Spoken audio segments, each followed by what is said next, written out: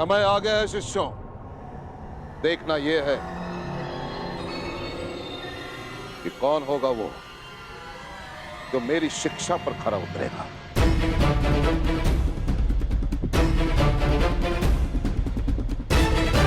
कौन होगा वो जो मेरी गुरु दक्षिणा देने में सक्षम होगा। कौन होगा वो जो पांचाल नरेश द्रुपद को परास्त करके बंदी बनाकर मेरे समक्ष लेकर आता है। कौन होगा वो? प्रयाण करो।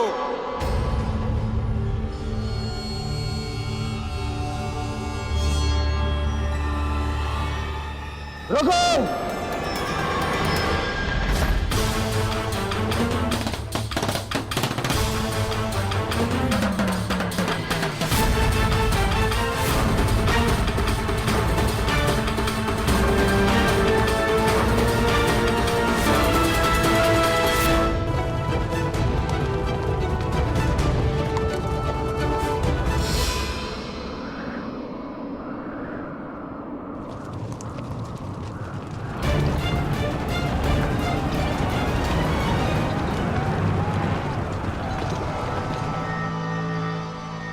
स्वागत है कुरु राजकुमार।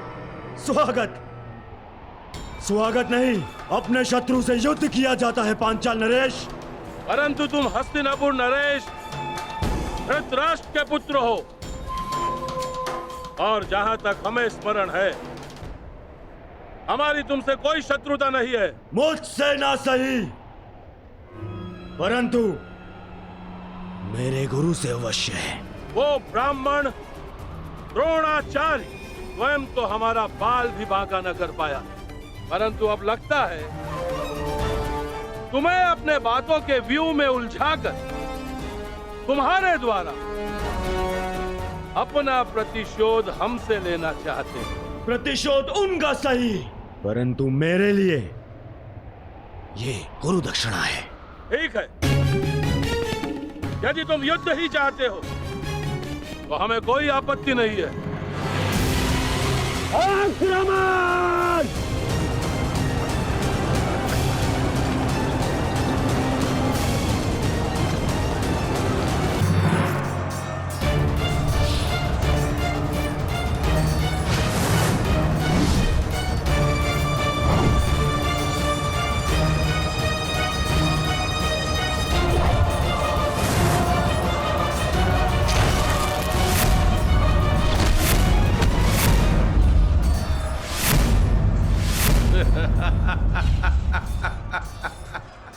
युद्ध कौशल और बल दोनों तुम में है दुर्योधन, परंतु लगता है तुम्हारे आचार्य द्रोण ने तुम्हें गदा युद्ध में प्रवीण नहीं किया। तुम्हें और प्रशिक्षण की आवश्यकता है दुर्योधन। यदि चाहो तो वो प्रशिक्षण हमसे ले सकते हो।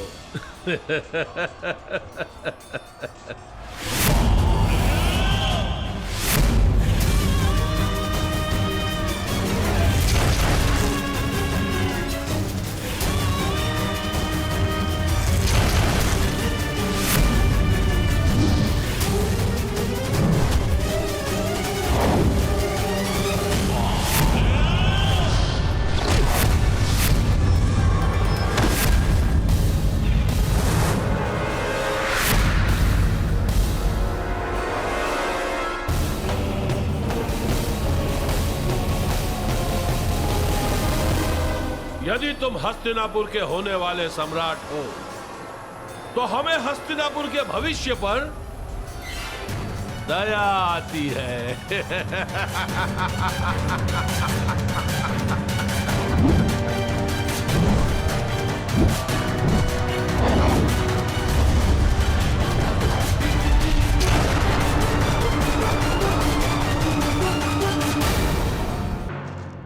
प्रणिपात, पांचाल नरेश द्रुपद ने संदेशा भिजवाया है।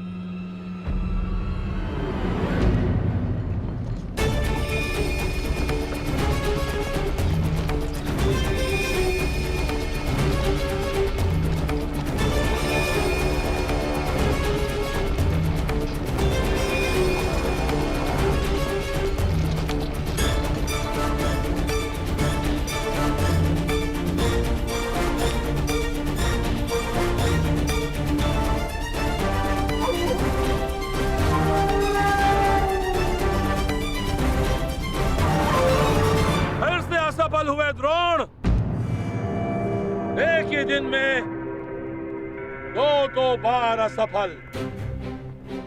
पहली असफलता, पांचाल नरेश द्रुपद की शक्ति को कम आंकना, और दूसरी असफलता, अपने इन शिष्यों की क्षमता को अधिक आंकना। दया आती है द्रोण, क्या अपने इन्हीं शिष्यों की क्षमता पर तुम पांचाल नरेश द्रुपद को ललकारने की चेष्टा कर रहे थे?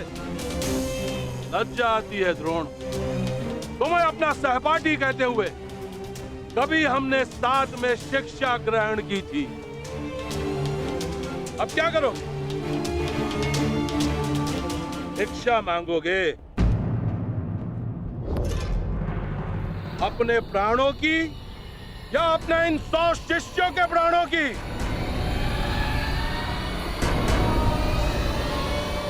भिक्षा कैसे मांगते हैं ये तो स्मरण होगा ना? या इतने वर्ष राज आश्रम में रहने के पश्चात भिक्षा मांगने में भी असफल रहोगे, आचार्य द्रोण?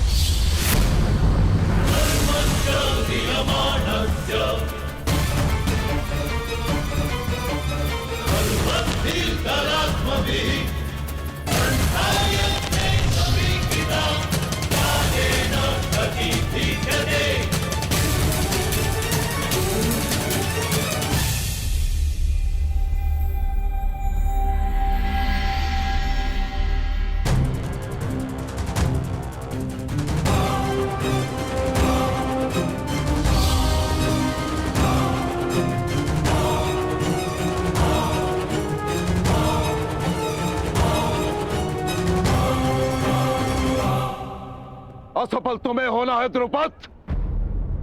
मेरे शिष्यों की योग्यता को तुमने कम में आंका है। और रही बात भिक्षा की, तो समय बताएगा कि द्रोण पांचाल नरेश के समक्ष भिक्षा मांगता है या पांचाल नरेश हाथ जोड़कर द्रोण के शरण में आता है। तुमने गुरु का अपमान किया था और उसी अपमान का प्रतिशोध लेने आए हैं मेरे ये शिष्य।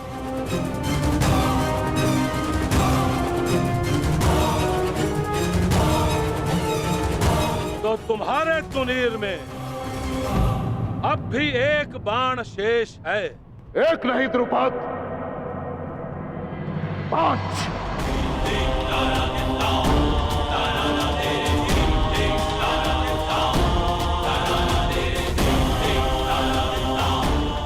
तो चुनौती प्रस्तुत करो।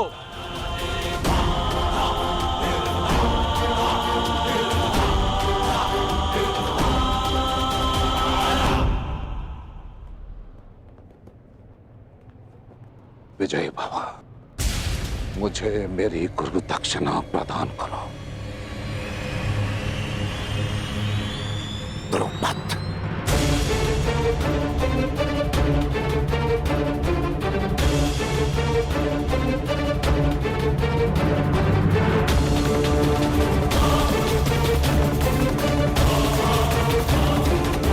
पांचाल नरेश, प्रणाम स्वीकार करें।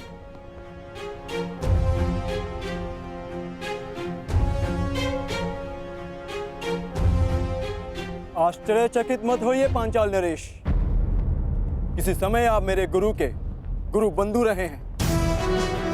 किसी समय मेरे गुरु ने आपको मित्रता का पात्र समझा है, इसलिए आप मेरे सम्मान के पात्र सदैव रहेंगे।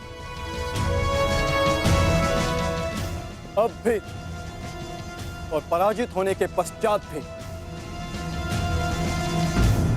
द्रोण के तुनीर में 5 बाण शेष थे, आया केवल एक। हाँ, क्योंकि हम 5 भिन्न नहीं, एक हैं, एक मुट्ठी जिसकी प्रत्येक उंगली में समान शक्ति है। उन 5 में से कौन सी उंगली पांचाल नरेश द्रुपद की ओर उठी है? मध्यमा, यदि हमारे ज्येष्ठ भ्राता युधिष्ठिर आपको अपराजित कर देते तो आप उल्हाना देते कि आपके साथ अनीति हुई है, और यदि सबसे कनिष्ठ सहदेव आपको पराजित कर देता तो हमारे गुरु के गुरु बंधु का घोर अपमान हो जाता। इसलिए हम पांचों में से मध्य क्रम का पुत्र आपको युद्ध की चुनौती देता है।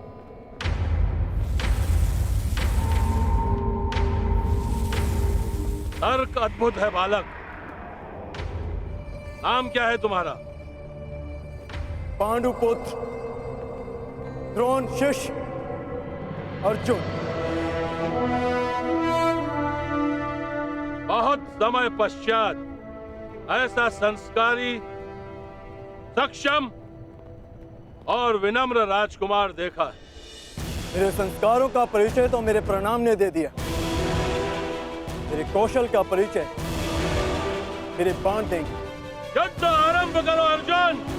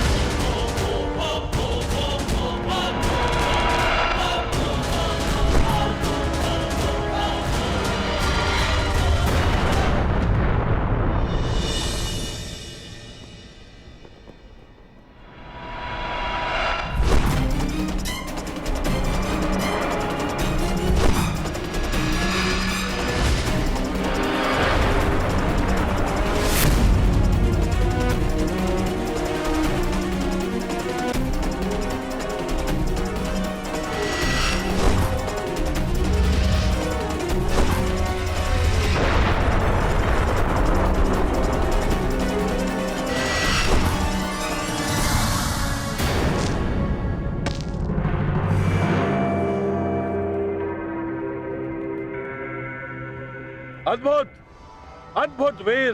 जीवन में प्रथम बार ऐसा हुआ है कि कोई धनुर्धर पांचाल नरेश द्रुपद के हाथों से उसका धनुष गिरा सका।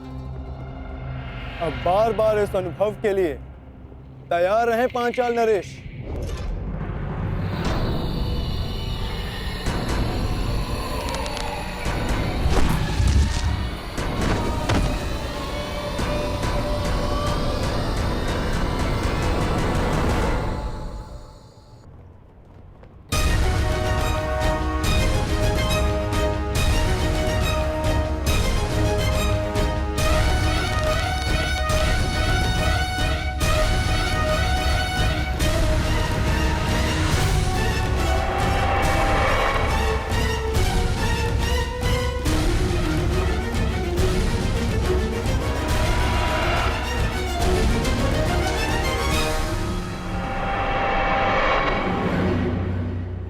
असंभव।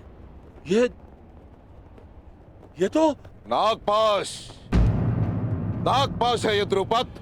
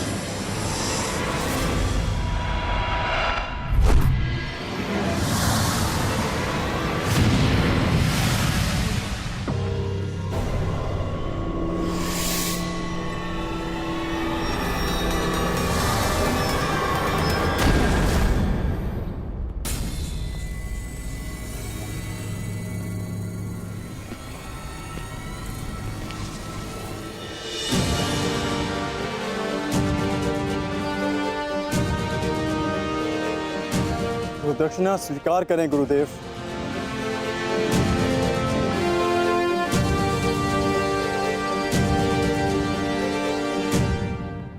अश्वत्थामा को संदेश भिजवाया जाए। शीघ्र अतिशीघ्र उसका राज अभिषेक होगा। वो भी इस स्थान पर।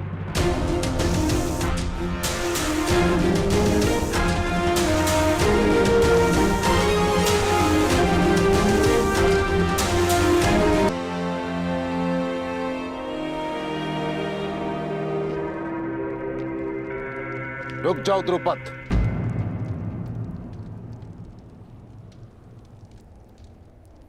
कहां जा रहे हो? अभी भी हमारे बीच बहुत कुछ शेष है। पांचाल पर तो विजय प्राप्त कर चुके हो द्रोण, अब क्या शेष है?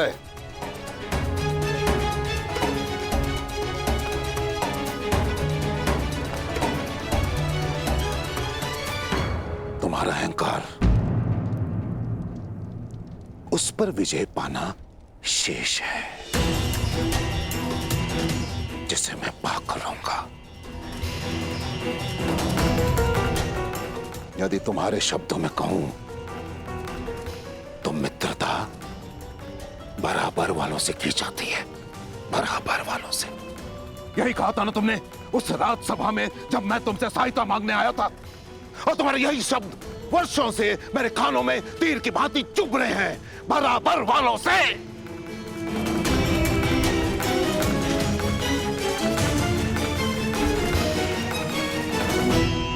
तो समय का चक्र देखो, आज तुम कहां और मैं कहां।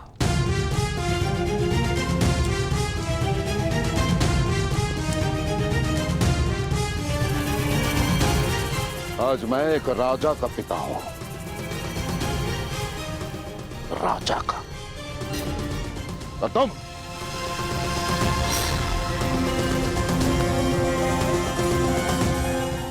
कुछ भी नहीं द्रुपद। इसलिए मैं भारद्वाज पुत्र द्रोण, हस्तिनापुर राजगुरु द्रोण, पांचाल का आधा राज्य द्रुपद को दान में देता हूं। उस द्रुपद को जिसे मैंने कभी अपना मित्र माना था।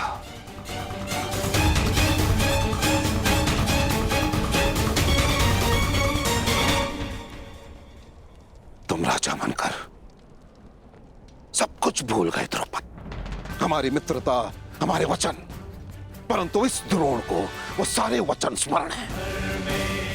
प्रत्येक वस्तु आधी आधी बांटेंगे। ये दान पाकर प्रसन्न तो होना द्रुपद। मैंने अपना जीता हुआ आधा राज्य तुमसे बांटा द्रुपद। अब तुम उस अपमान के दंश को भी भोगोगे जिसका आधा मैं कई वर्षों से भोगता आया। अपने इस आधे पांचाल का आनंद उठाओ पांचाल नरेश। ना ना ना ना, अर्ध पांचाल नरेश।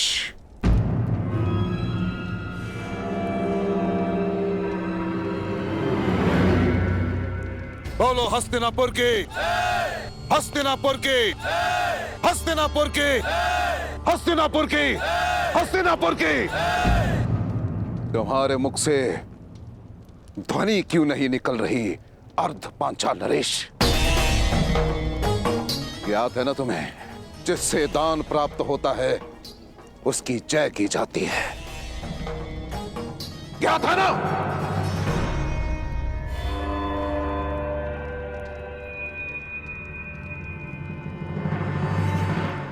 हस्तिनापुर की जय।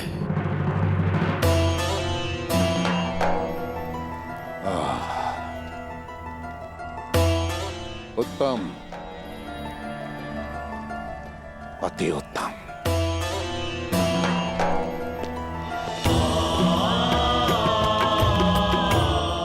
मेरी गुरु दक्षिणा पूर्ण हुई। गर्व है मुझे तुम पर। ये द्रुपद, अश्वत्थामा का राज अभिषेक भी संपन्न हुआ। हमें शीघ्रता से हस्तिनापुर के लिए प्रस्थान करना होगा, क्योंकि वहां एक और युवराज अभिषेक शेष है।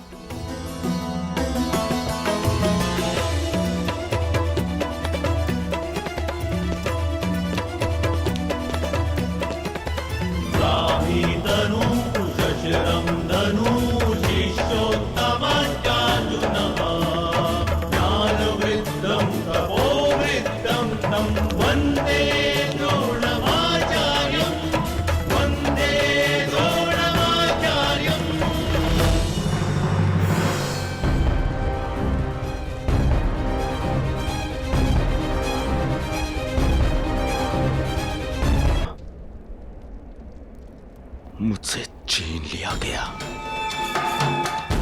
अब युधिष्ठिर युवराज बनेगा। युधिष्ठिर युवराज बना या दुर्योधन को स्वीकार नहीं है। आप कहे तो अभी इन्हें युद्ध में वीर गति दे दे भ्राताश्री। नहीं,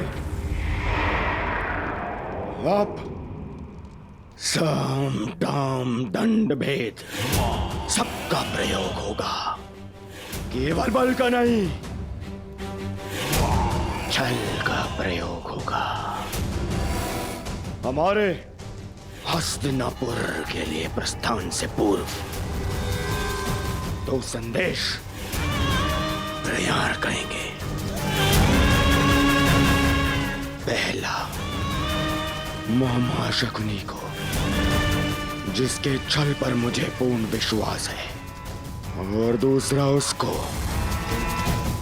जिसके बल पर मुझे पूर्ण विश्वास है, अंगराज कर्ण को।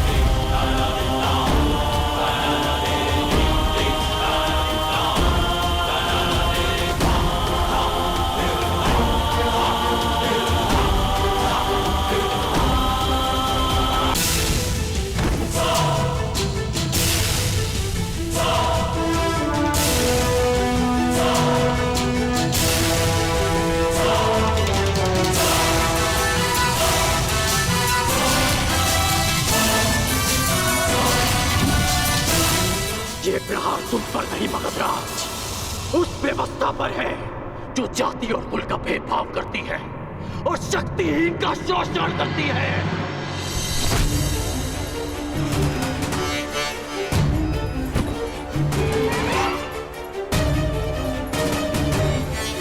ये प्रहार उस अन्याय पर है जो एक वीर को धनुष उठाने की अनुमति नहीं देती, क्योंकि वो एक सूत पुत्र है।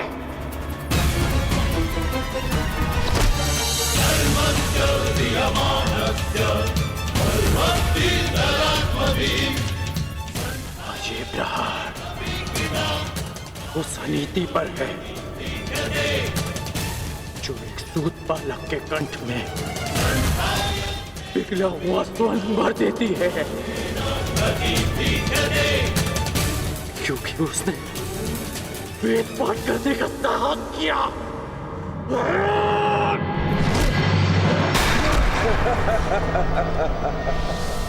तुम विजय नहीं हो सकते कर्ण, क्योंकि पराजय मैंने स्वीकार नहीं की और वध तुम मेरा कर नहीं सकते।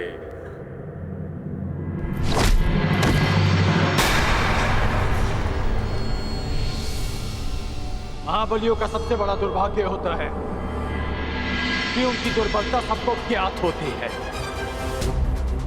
मैं जानता हूं आप जरासंध हैं। जरा ने आपके शरीर की संधि की है, इसलिए आपको मारा नहीं जा सकता, बस चीरा जा सकता है।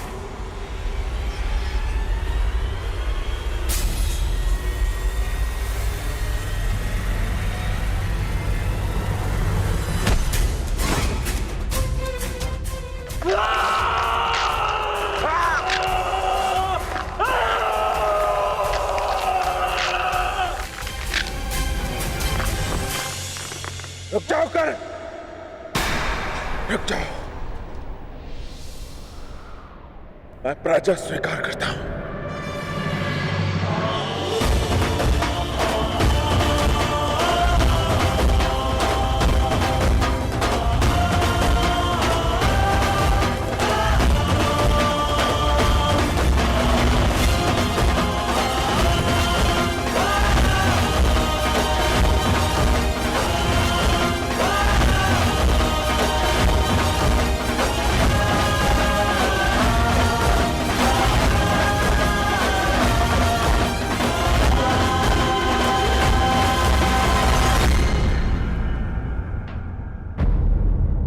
महाबलियों का सबसे बड़ा दुर्भाग्य होता है कि उनकी दुर्बलता सबको ज्ञात होती है। मैं जानता हूं आप जरासंध हैं। जरा ने आपके शरीर की संधि की है, इसलिए आपको मारा नहीं जा सकता, बस चीरा जा सकता है।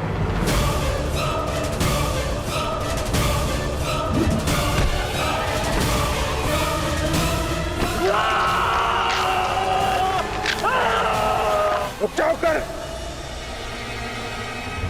मैं पराजय स्वीकार करता हूं।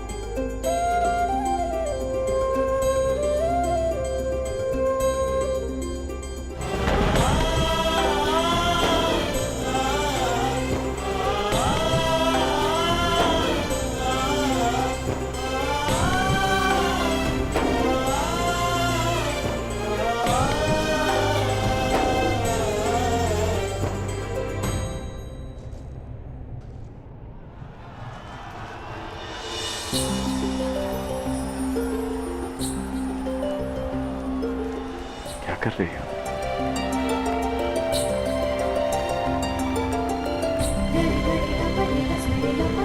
बस जांच रही हूँ कि जिसे अंक का मुकुट पहनाया जाएगा उसका मुख मेरे कर्ण से मिलता है ना, कहीं उसके मुख पर घाव तो नहीं लगे।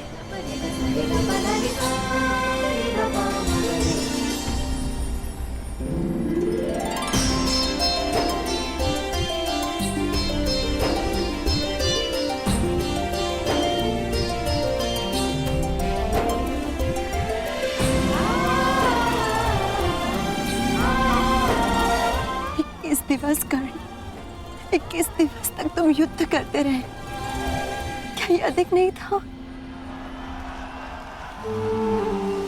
अपने चारों ओर देखो रोशाली, अंगवासियों के मुख पर कितनी प्रसन्नता है आज। इस प्रसन्नता के लिए मैं 21 दिन तो क्या 21 जन्मों तक युद्ध कर सकता हूं।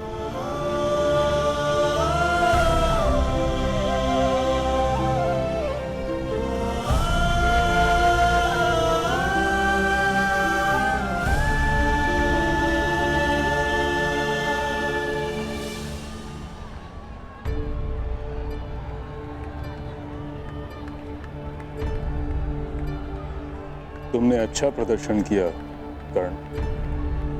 क्योंकि मुझे अच्छा प्रशिक्षण मिला।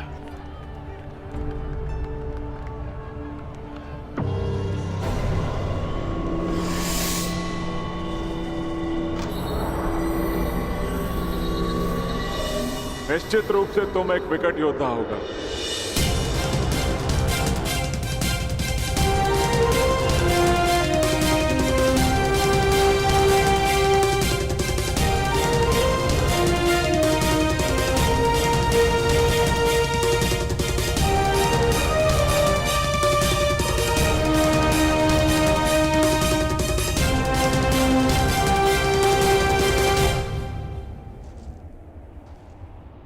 अपने जीवन में तुम जैसे शूरवीर और हठी योद्धा से मेरा आज तक सामना नहीं हुआ, और तुम जैसे योद्धा के हाथों पराजित होना अपमान का नहीं अपितु गर्व का विषय है।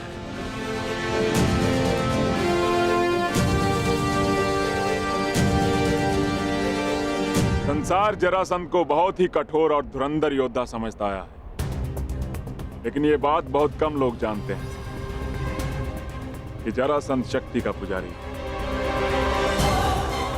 और आज तुमने अंग की आत्मनिर्बलता ही नहीं अपितु जरासंध का सम्मान भी पा लिया है। अंगराज, मगध की मित्रता स्वीकार करो, और इस मित्रता के चिन्ह स्वरूप मैं तुम्हें मगध की मालिनी नगरी भेंट करता हूं।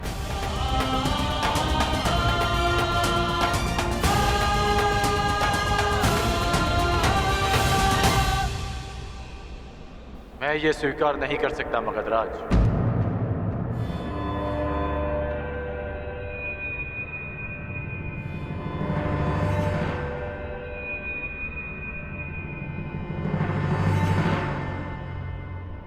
मैं अंग का शासक हूं। जब तक अंग को सम्मान नहीं मिल जाता, मैं आपका सम्मान स्वीकार नहीं कर सकता। गंगापुत्र भीष्म,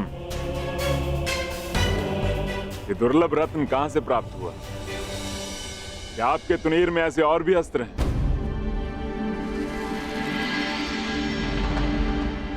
कहिए अंगराज, मैं क्या अर्पण करूं आपको? अंगवासियों को जीवन का अधिकार। मैं चाहता हूं कि उस बांध को तोड़ दिया जाए जो अंग की समृद्धि को रोक रहा है। अंगराज, ये बांध केवल अंग की समृद्धि का स्रोत नहीं है। यदि इस बांध को तोड़ दिया गया तो मगध अपने एक बड़े संसाधन से हाथ धो बैठेगा। जो मैं मांग रहा हूं वो तो ब्याज भी नहीं, जो वर्षों तक अंग से छीना गया है। और विजेता होने के नाते शर्त रखने की स्थिति में आप नहीं, मैं हूं।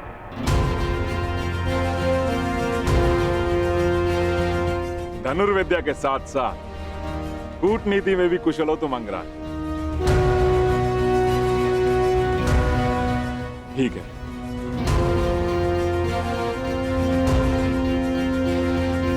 परंतु इस मांग के बदले मेरी भी एक मांग है कि मुझे जब भी तुम्हारी सहायता की आवश्यकता पड़ी, तुम एक बार मेरी सहायता करने अवश्य आओ।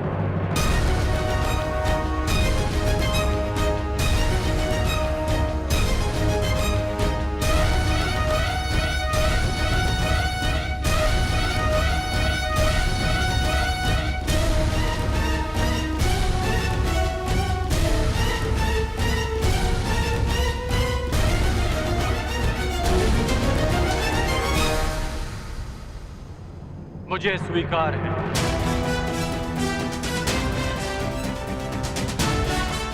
तो वचन दिया मित्र, तुम एक बार मेरी सहायता के लिए आओगे और ये जरासंध हर बार तुम्हारी सहायता के लिए प्रस्तुत होगा।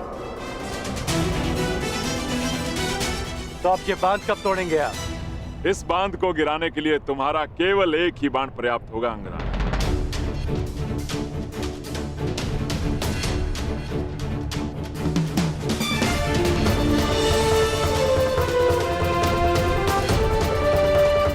अंगवासियों, भगत नरेश का कहना है कि मेरा एक बाण उस बांध को तोड़ने के लिए पर्याप्त है, परंतु मेरा कुछ और मानना है। वर्षों तक जिस बांध के आगे आप हाथ फैलाए खड़े रहे कि वो आपकी प्यास बुझा सके, वो आज एक बार फिर आपके सामने खड़ा है। परंतु अब समय आ गया है कि आप अपने फैले हुए हाथों को मुट्ठी बनाकर स्वयं उस बांध को तोड़ दें जो आपकी प्यास और जल के मध्य खड़ा है।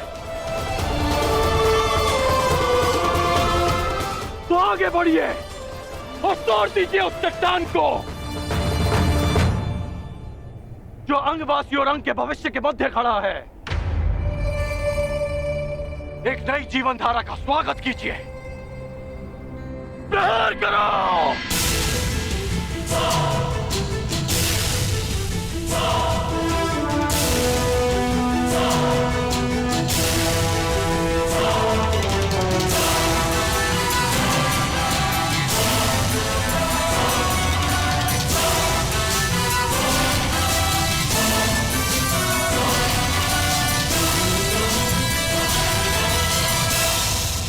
मैंने अपना अनुज और आपने अपना पुत्र खोया,